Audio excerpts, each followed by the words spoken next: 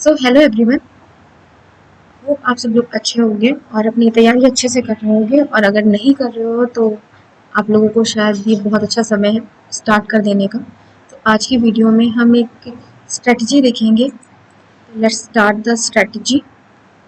मेरा कहना तो ये है स्ट्रेटजी को लेके कि सबकी स्ट्रेटजी अलग होती है, बट एक चीज़ होती है जो आप किसी से भी ले सकते हो, है गाइडेंस। तो मैं सिर्फ आपको एक गाइड कर रही हूँ कि आप किस टाइप से अपनी प्रिपरेशन कर सकते हो, और इसमें मॉडिफिकेशन करना it is up to you. ठीक है, तो स्टार्ट करते हैं। तो इस वीडियो में हम क्या क्या देखेंगे। सबसे पहले तो हम ये देखेंगे कि इम्पोर्टेंस और ई सब्जेक्ट, क्योंकि सिलेबस देखिए आप सब लोग गूगल से डाउनलोड कर सकते हो। सबको सिलेबस पता है कि मैथ्स में क्या है, इंग्लिश में क्या है, जीएस में क्या है, रीजनिंग में क्या है। बट कुछ होता है कि कुछ इंपॉर्टेंट टॉपिक्स होते हैं जिनसे या तो क्वेश्चंस आते हैं ज़रूर, या फिर क्वेश्चन फंसते ज़रूर हैं।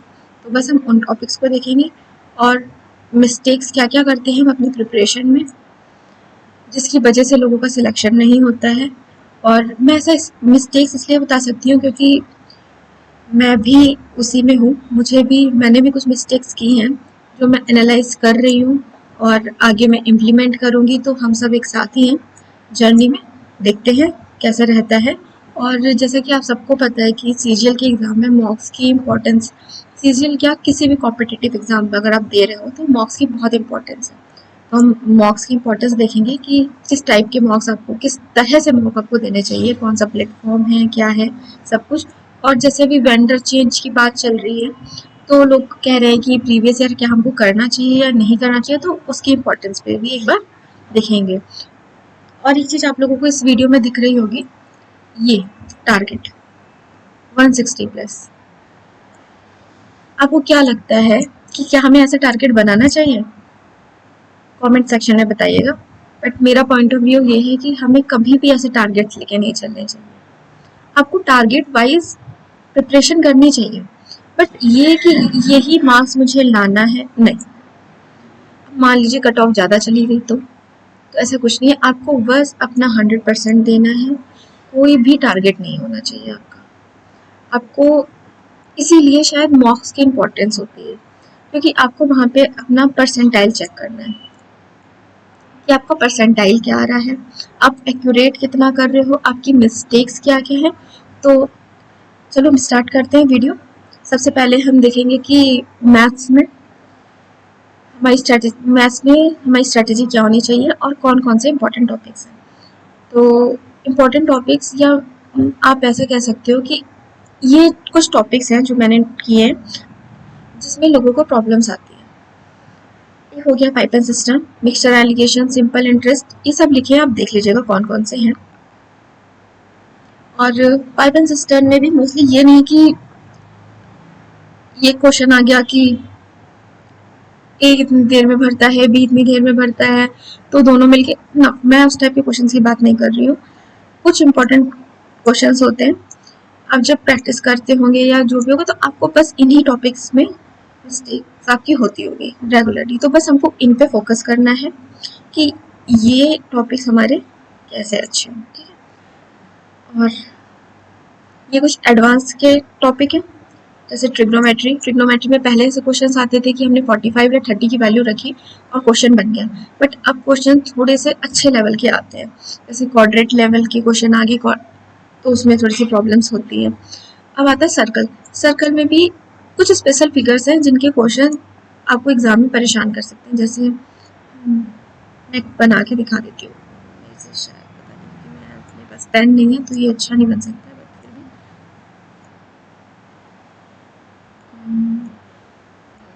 ठीक है,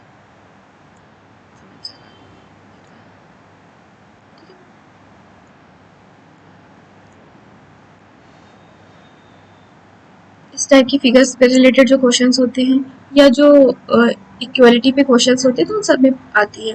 ट्रायंगल में जो क्वेश्चंस होते हैं वो अपोलोनियस थ्योरम हो गई, या जैसे मान लो ये आपको एक ट्रायंगल दिया है, ये इस पे हमने एक मीडियन डाला, तो मीडियन से रिलेटेड आपको मान लो कि इसकी वैल्यू दे दी, इसकी पूछ ली, इसकी दे दी, हाइट पूछ लिया कि कितनी है। तो इस टाइप के जो क्वेश्चन होते हैं वो। अब रहा मेंसुरेशन में प्रिज्म और पिरामिड से जो डिफरेंट फिगर्स पे होते हैं कि प्रिज्म है, इक्विलेटरल ट्रायंगल है, या तो उनके थोड़े अलग अलग होते हैं कि उसमें क्या है, तो उन सब में थोड़ी सी प्रॉब्लम आती है। कोऑर्डिनेट ज्योमेट्री में जैसे मान लीजिए कि आपको कोई इक्वेशन दे दी, ठीक है, इक्वेशन छोड़ो, आपको कोई पॉइंट्स दे दिए ए बी सी, ठीक है, ए बी और सी। अब पूछा है कि बताओ क्या ये परपेंडिकुलर इसकी इक्वेशन क्या होगी या स्ट्रेट इसकी इक्वेशन क्या होगी, तो ये। और मैं नंबर सिस्टम को भी एडवांस मैथ्स में रखती हूँ और इसके क्वेश्चंस भी हैं जो बच्चों से थोड़े से गलत होते हैं या जिसमें हम थोड़ा लैक करते हैं। तो क्या स्ट्रैटेजी रहनी चाहिए आपकी इन सब के लिए? तो सबसे पहले हम बात करते हैं बिगिनर की। देखिए मैथ्स में आप कैसे प्रिपेयर करो अगर आप एक बिगिनर हो। सबसे पहले आपको एक वार्म अप, पढ़ाई शुरू करने से पहले लेट्स सी आपने मान लिया कि देखो आप बिगिनर हो, तो मैं ये मान के चल रही हूँ कि आपने किसी भी टीचर का कोर्स जरूर परचेज कर लिया होगा क्योंकि एग्जाम अभी आने ही वाला है। तो ऐसा तो है नहीं कि आप करोगे, आपने कर लिया होगा। कुछ टीचर्स हैं जिनका जिनका कोर्स अगर आपने नहीं लिया है तो आप ले सकते हो, जैसे आभास सर हो गए, गगन सर हो गए, राकेश यादव सर हो गए। आप इनमें से किसी का भी यूट्यूब पे इनकी इतनी वीडियोस बनी है, कोई भी एक टॉपिक देख लो, आपको जिनसे समझ में आए आप उनका कोर्स ले सकते हो। और अगर आपने कोर्स ले लिया है तो आप उन टीचर पे ट्रस्ट करो और उनसे पढ़ाई करो। सिलेबस सेम है, टीचर्स के पढ़ाने सब टीचर्स अच्छे हैं तो ऑब्वियसली आपको अच्छा पढ़ाएंगे।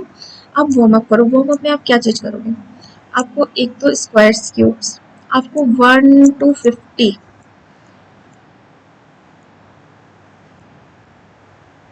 1 to 50 squares, 1 to 30 cubes, Pythagoras triplets, ये सब चीजें आपको कुछ कुछ टिप्स पे होंगी। और आपको क्या करना है 15 मिनट्स के लिए, आप ये सब सिर्फ 15 मिनट्स के लिए करो डेली के लिए। यकीन मानो आपको बहुत फायदा मिलने वाला है। आपको 15 मिनट तक स्क्वायर्स लिखने हैं, क्यूब्स लिखने हैं और पाइथागोरस ट्रिपलेट लिखनी है, ठीक है। उसके बाद आपको क्या करना है, आपको मल्टीप्लिकेशन करने हैं, एडिशन करने, थोड़ी सी कैलकुलेशन करके आपको देखनी है। कैलकुलेशन में तो आपको आपका जो माइंड है ना वो आपका उसी तरीके से सोचना स्टार्ट कर देगा। जो एग्जाम में बच्चे थोड़ी छोटी चीज मिस्टेक कर देते हैं कि 2 2 जा 4 करके 6 कर देते हैं, तो आपसे वो मिस्टेक्स तो एटलीस्ट नहीं होने वाली है, ठीक है। आपने ये क्या, उसके बाद मान लीजिए आपने कोई टॉपिक उठा लिया, लेट से आपने परसेंटेज उठाया, तो आप उसका पूरा वीडियो करो एक टीचर से, ठीक है। आपने वीडियो कर लिया, उसके क्वेश्चंस आपने उन्होंने अच्छे अच्छे क्वेश्चन, आप ऐसा करो कि आपने मान लो कि आप एक टारगेट बनाओ कि अच्छा परसेंटेज आपको 2 दिन में करना है या 3 दिन में करना है, तो आपने स्टार्ट कर दिया परसेंटेज करने के लिए, ठीक है। परसेंटेज किया आपने, फिर आपको प्रैक्टिस करनी है। प्रैक्टिस कहाँ से करनी है? आपको पिनाकल की एक बुक ले लेनी है।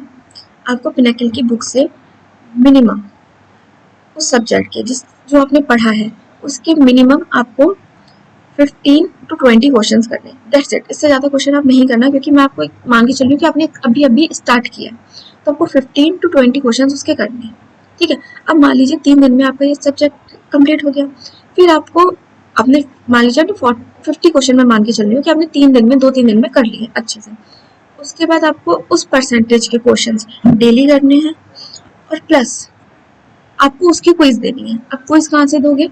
आप टेक्स्ट बुक लो, टेक्स्ट बुक पे आपको परसेंटेज के या किसी भी सब्जेक्ट के टॉपिक वाइज क्विजेस मिल जाएंगे, आप उसको दे लो। तो आपका ऐसे करके मैथ्स का ये चलता रहेगा डेली। और डेली आपको कितने आवर्स देने कैसे वो आपके ऊपर डिपेंड करना है, बस मैं ये बता सकती हूँ कि आपको टारगेट बेस्ड पे अपनी प्रिपरेशन को लेके जाना है। आपने टारगेट बना लिया कि आज हमने एक वीडियो कंप्लीट करी टीचर से, उसके बाद हमने पिनाकल उठाई, उससे 15 to 20 क्वेश्चंस कर लिए, देन हमने क्विज कर ली, दैट्स इट। अब मान लेते हैं कि आपका परसेंटेज कंप्लीट हो गया, ठीक है। अब आप क्या करेंगे, आपने दूसरा चैप्टर लिया, जैसे मान लीजिए प्रॉफिट और लॉस। आप प्रॉफिट और लॉस कर रहे हो, अब प्रॉफिट और लॉस के मैंने पहले आपको समझ में आएगा कि मैंने 15 to 20 क्वेश्चन ही क्यों किया, क्योंकि हम ये चीज लेके चलेंगे। तो आपको एक रूल फॉलो करना है 4 + 1 का, ठीक है। ये आपका रिवीजन है। कैसे? जैसे आपने परसेंटेज किया 3 दिन में, फिर आपने प्रॉफिट और लॉस शुरू किया। अब उन चौथे दिन भी आप परसेंटेज के क्वेश्चंस रिवाइज कर रहे हो और प्रॉफिट और लॉस का चैप्टर टीचर से कर रहे हो। ऐसे करके आप टच में रहोगे और जैसे मान लो आपके 5 चैप्टर्स कंप्लीट हो गए, ठीक है, आपका परसेंटेज हो गया, आपका प्रॉफिट और लॉस हो गया, आपका डिस्काउंट हो गया, आपका SICI हो गया, और मान लेते हैं आपका टाइम एंड वर्क हो गया। आपके 5 चैप्टर हो गए। देन आपको स्टार्ट कर देना है मॉक देने के लिए। अब आप मैथ्स के लिए सेक्शनल भी क्विज दे सकते, सेक्शनल मॉक भी दे सकते हो, ऐसे करके आप दे सकते हो। ठीक है, ये तो बिगिनर के लिए होगी। आप अपने मैथ्स को ऐसे स्टार्ट कर सकते हो। अब हम आते हैं अपने मेन, जो हम जिस वजह से ये बना रहे हैं उस पे। अब जैसे मान लेते हैं कि आप 2 टाइप के हो। एक तो आपका कंप्लीट सिलेबस है, तो आपने क्या करना है, सेम वही वार्म अप करना है। ठीक है, आपको एक टॉपिक ले लेना है, उसका कॉन्सेप्ट रिवाइज करना है, क्योंकि मैं मान के चल रही हूँ कि आपको कोई वीडियोस देखने की जरूरत नहीं है, आपका पूरा सिलेबस कंप्लीट है। आपको 50 क्वेश्चंस, या तो आपकी टीचर की कोई शीट है या पिनेकल है, आपको 50 क्वेश्चन उस टॉपिक के करने हैं। फिर आपको रिवाइज करने हैं फॉर अदर टॉपिक्स। ठीक है, आपने 50 क्वेश्चन इसके करे, बट आपने 4 टॉपिक अदर लिए जिसके आपको सिर्फ और सिर्फ 10 क्वेश्चंस करने हैं। देन आपको एक सेक्शनल मॉक देना है, दैट्स इट। और उस सेक्शनल मॉक में आपका जो क्वेश्चन नहीं बन रहा है, वो कुछ भी चैप्टर से हो, आपको उस क्वेश्चन को अपनी एक कॉपी बनानी है, उस कॉपी बनानी है और उसमें उस क्वेश्चन को नोट डाउन करना है। ठीक है, सेम यही चीज हम रिपीटर्स को बोलेंगे, बट उनके में एक चीज आ जाती है, ये सेक्शनल मॉक। आपको अपनी स्टार्टिंग ही सेक्शनल मॉक से करनी है। आपने मैथ्स के लिए स्टार्ट करके ही आपको सबसे पहले सेक्शनल मॉक देने हैं। हम अपना टारगेट लेके चलते हैं कि हमको एक दिन में 100 क्वेश्चन करने। तो 100 क्वेश्चन कैसे करोगे? आपने 4 सेक्शनल मॉक दे दी, चलिए आप 4 नहीं दे पा रहे, आपने 2 सेक्शनल मॉक दे दिए। कुछ टाइम ही लगेगा, आपको 40 मिनट्स आएंगे। सेक्शनल मॉक दिए, उनका एनालिसिस किया, आपके जो क्वेश्चंस नहीं हुए आपने उनको कॉपी पे नोट किए। अब आपको ये देखना है कि जो क्वेश्चन आपका इस मॉक में गलत हुआ है, अब वो क्वेश्चन आपका आगे गलत नहीं होना है। देन आपको सेम यही स्ट्रेटेजी करनी है कि आपने एक टॉपिक लिया, उसकी कॉन्सेप्ट को अच्छे से रिवाइज किया, 50 क्वेश्चन उसके पिनेकल से किए, देन 4 और टॉपिक रिवाइज किए जिनके आपने सिर्फ और सिर्फ 10 क्वेश्चंस किए, वो भी अच्छे वाले। ये आपने करने हैं कोई भी, और ये आपने करने हैं अच्छे क्वेश्चन जिसमें आपको प्रॉब्लम आती हो। आप खुद अपने में देखने लगोगे कि आपका मैथ्स में प्रॉब्लम खत्म हो जाएगी। ठीक है, ये मैथ्स के लिए हो गया। अब हम आ जाते हैं इंग्लिश में। इंग्लिश के कुछ टॉपिक्स हैं जिसपे हम लैग करते हैं, वो हो गया क्लोज टेस्ट। अगर मान लीजिए 5 क्लोज टेस्ट हैं कि जो क्वेश्चन है, तो ऐसा हो जाता है कि आपके 2 गलत हो गए, 3 गलत हो गए, बट हमने 5 के 5 सही करने हैं, हमने गलत करना ही नहीं है। ठीक है, देन PQRS। मैं आपको मैथ्स का तो नहीं कहती इस चैनल पे, बट मैं इंग्लिश का आपको जरूर कहती हूँ कि मैं आपको क्लोज टेस्ट और PQRS के क्वेश्चंस करवाऊंगी, और आप देखना आपके क्लोज टेस्ट और PQRS गलत नहीं होंगे। एरर के लिए हम स्पेशली नो एरर के क्वेश्चंस में बड़ा गड़बड़ करते हैं। हमें कहाँ पे गलती है समझ में आ जाती है, बट गलती नहीं है ये समझ में नहीं आती। तो वो कैसे सही होगा? आपको प्रैक्टिस करना है। ठीक है, आर्टिकल से रिलेटेड एरर भी होती है, क्योंकि आर्टिकल में हमको थोड़ा बहुत याद करना होता है, उसमें आपकी इंग्लिश की एक अंडरस्टैंडिंग से ज़्यादा आपको थोड़ा याद करना पड़ जाता है। ऐसा मुझे लगता है कि आपको देखना है कि ए किसके साथ लगेगा, एन किसके साथ लगेगा, और स्पेशली हम प्रॉब्लम क्रिएट करते हैं दा के साथ। ठीक है, तो अगर आप लोगों को लगे तो देखिए, मैं पूरी ग्रामर तो नहीं पढ़ाऊंगी, आप उसके लिए बहुत अच्छे अच्छे टीचर्स हैं, आप उनको फॉलो कर सकते हो। जैसे मैं रिकमेंड करूंगी कि आप रानी मैम की वीडियोस देखो, उन्होंने A to Z ग्रामर करवा रखी है, आप उनको A to Z ग्रामर करो तो आपको, और मिक्स प्रैक्टिस उनके चैनल पे इतनी है कि आपको कहीं और जाने की जरूरत ही नहीं पड़ेगी। और दूसरा, हमको प्रॉब्लम होती है कॉम्प्रिहेंशन में। वैसे तो ये मेंस का टॉपिक है, बट बैंडर चेंज हो रहा है, तो हम कह नहीं सकते कि कॉम्प्रिहेंशन आएगा ही नहीं आएगा, तो हमें अपनी प्रिपरेशन में कॉम्प्रिहेंशन को भी करना है। अब फ्रेजेस, देखिए इडियम्स सब याद कर लेते हैं, लेकिन जो फ्रेज होते हैं, ठीक है, उनमें हम जो फ्रेज का मतलब, मैं फ्रेजल वर्ब से बात कर रही हूँ, जो फ्रेजल वर्ब्स होती है वो फिलअप्स में आती है, उनमें हम बड़ी मिस्टेक करते हैं। तो आपको बस इन टॉपिक्स पे अच्छे से अपनी कमांड करनी है। अगर आपने इन पे कमांड कर लिया तो आपके इंग्लिश को कोई नहीं रोक सकता। अब हम थोड़ा सा स्ट्रेटेजी देख लेते हैं कि आपको कैसे करना है। देखिए, हमने ना अपनी इंग्लिश को 3 सेक्शंस में डिवाइड किया है।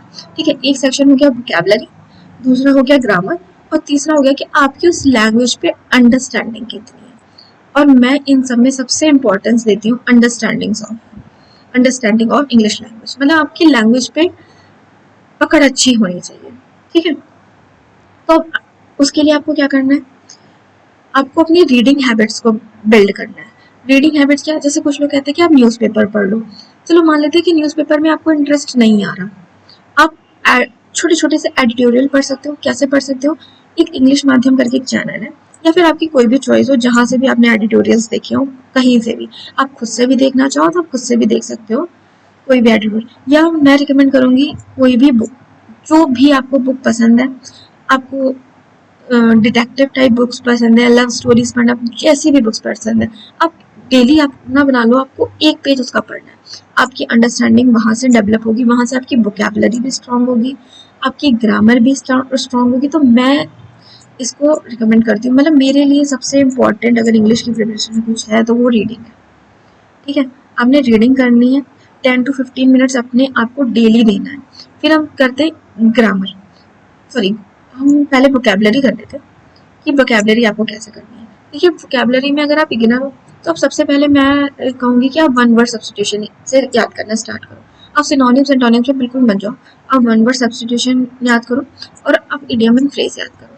आपने क्या करना है, आपने डेली 21 वर्ड्स 20 इडियम्स इतना याद करना है।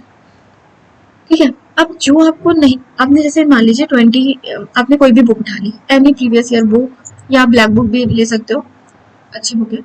आपने वो बुक उठा ली, आपने 1 वर्ड्स देखे, ठीक है, आपने मान लीजिए एक पेज पे इसके कुछ 10 1 वर्ड्स होंगे, आपने वो सब पढ़ लिए। ठीक है, अब आपको जो नहीं, आपने 20 पूरी याद कर ली, देन आपने उसको देखा कि आपको कौन से इडियम्स में आपने क्या करना है, उस पर सर्कल कर देना। ठीक है, एक सर्कल हो गया, दैट्स इट। आपको आगे बढ़ जाना है, फिर आपने इडियम्स याद करने, सेम इडियम्स में भी ऐसे करना है। नेक्स्ट डे आपको क्या करना है, आपको सबसे पहले ये जो 20 इडियम्स, सॉरी 1 वर्ड्स हैं या इडियम्स है जो भी हैं आपके, आपने उनको रिवाइज करना है। जो आप भूल रहे हैं उन पे देन अगेन सर्कल कर लेना है। नेक्स्ट आपको सेम इडियम्स के साथ करना है और नेक्स्ट फिर आपको 20 और याद करना है। तो ऐसे आपके 40 हो गए, 60 हो गए, 80 हो गए, जैसे आपके 100 हो, आपको एक वीक हो जाएगा आपका 100 करते हुए। आपने उस 100 को रिवाइज कर लेना है और उसमें से जो नहीं आ रहे हैं उनको, आपका जो पहला बुक का जो पेज है, पहला बुक का जो पेज है उस पर आप जस्ट पेंसिल से लिख लो, बाद में रफ कर देना, देखना आपको मिलेगा। आपने उसको पेंसिल से लिख लिया, और जब उस पर वो लिखोगे आपको खुद पता लग जाएगा कि आपके अगले दिन से वो गलत नहीं है। सेम करना है आपको। और जब आपके 1 वर्ड्स और इडियम्स आपको लगे कि आपके हो गए, देन आपको सिनोनिम्स लर्न करने हैं, सिर्फ सिनोनिम्स करने हैं। अभी आपने एंटोनिम्स करने ही नहीं है, आप 1 वर्ड्स, इडियम्स और सिनोनिम्स करोगे। ठीक है, उसके बाद आपको क्या करना है, आपको ये थ्रो लेक्चर मैंने क्यों डाला है, आप रानी मैम का A to Z वोकैबुलरी का देख सकते हो, क्योंकि आपने इतना कर लिया, अब आपकी एक अंडरस्टैंडिंग बन गई है सिलेबस को लेके भी, सारी चीज़ों को लेके भी। फिर आपने मैम की उससे A to Z वोकैब का लेक्चर देखना स्टार्ट करना है। आपके ऊपर डिपेंड करता है आप कितने दिन में कैसे उसको कंप्लीट कर सकते हैं। ठीक है, अब आपने कर लिया, अब आपने क्या करना है,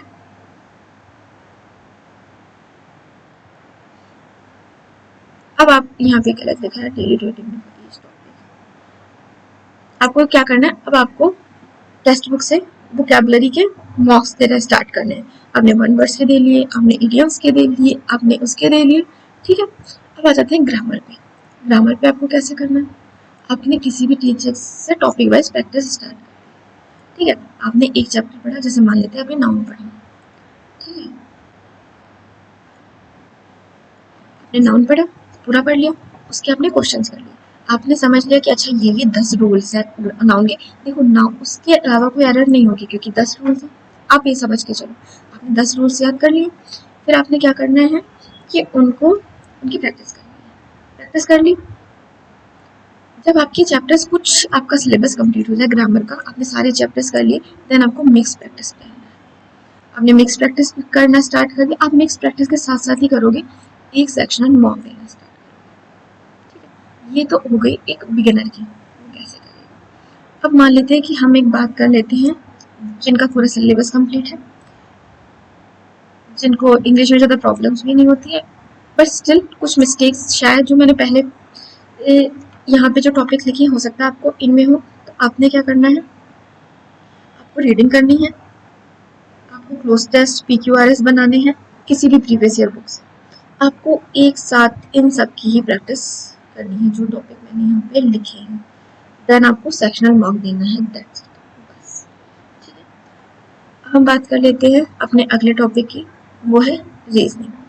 रीजनिंग में सब लोग रीजनिंग में मुझे लगता है कि जैसे आप बिगिनर हो तो भी आप 30 मार्क्स तो ले, और मोस्टली लोग 40+ मार्क्स ले ही आते हैं रीजनिंग में, बट हमें लाने 50। तो कैसे लाएंगे, किस में हम लैक करते हैं, सिलोगिज्म हो गए, बैंड डायग्राम के क्वेश्चन हो गए, जो जीके बेस्ड क्वेश्चंस होते हैं, काउंटिंग फिगर्स होती है, इमेजेस रोटेशन वाला होता है जैसे 360 180, ऐसे वाले में कैलेंडर में प्रॉब्लम आती है, रैंकिंग अरेंजमेंट में प्रॉब्लम आती है। तो उसके लिए क्या करना है, मैं इस चैनल पे स्टार्ट करूंगी एक सीरीज जिसमें हम रीजनिंग के इन्हीं टॉपिक्स को कवर करेंगे। ठीक है, वो तो मेरी चैनल की बात होगी, बट आप मान लीजिए कि आपको इसमें प्रॉब्लम आती है या आपको अपनी प्रिपरेशन को एक हाई लेवल पे लेके जाना है, तो आपको कैसे स्टार्ट करना है। आपको सबसे पहले यहाँ पे एक सेक्शनल मॉक देना है। आपको डेली 2-3 सेक्शनल मॉक्स देने हैं। ठीक है, आपने मॉक दे दिए, आपको समझ में आ गया कि अच्छा आप इसमें प्रॉब्लम आपको होती है। आपको अगर ज़्यादा प्रॉब्लम आ रही है तो आप क्या करो, आप लेक्चर देखो उस चीज़ का, और उसको अगर आपको नोट करना है आप उसको नोट करो। ठीक है, फिर आपको कोई भी बुक ले लेनी है प्रैक्टिस के लिए, आपने उस चैप्टर की प्रैक्टिस करनी है, देन आप सेक्शनल मार्क तो लगा ही रहे। तो आपको रीजनिंग में जो टॉपिक नहीं आ रहे हैं उनमें भी आपको प्रॉब्लम्स आना खत्म हो जाएगी। ठीक है, और जैसा मैंने बताया कि हम चैनल पे सिलोगिज्म, बैंड डायग्राम से रिलेटेड क्वेश्चन, जीके बेस्ड कुछ क्वेश्चन हैं, और जो काउंटिंग फिगर्स हैं इनके क्वेश्चन हम चैनल पे करेंगे। तो आप लोग जुड़े रहिए, और कोई भी क्वेरी हो तो आप लोग मुझसे पूछ सकते हो। मैं आपका हर तरीके से हेल्प करने के लिए यहाँ पर आई हूँ, और मैं इसलिए भी हेल्प कर रही हूँ क्योंकि मैं नहीं चाहती कि जो चीज़ें हमें मुझे एक्चुअली दिक्कत आई थी वो किसी को भी दिक्कत आए, और कोई मेरी एक्सपीरियंस से सीखे तो वो मेरे लिए बहुत अच्छा होगा। और कुछ भी आपको अच्छा लगा है तो प्लीज़ लाइक करिएगा, और थैंक यू।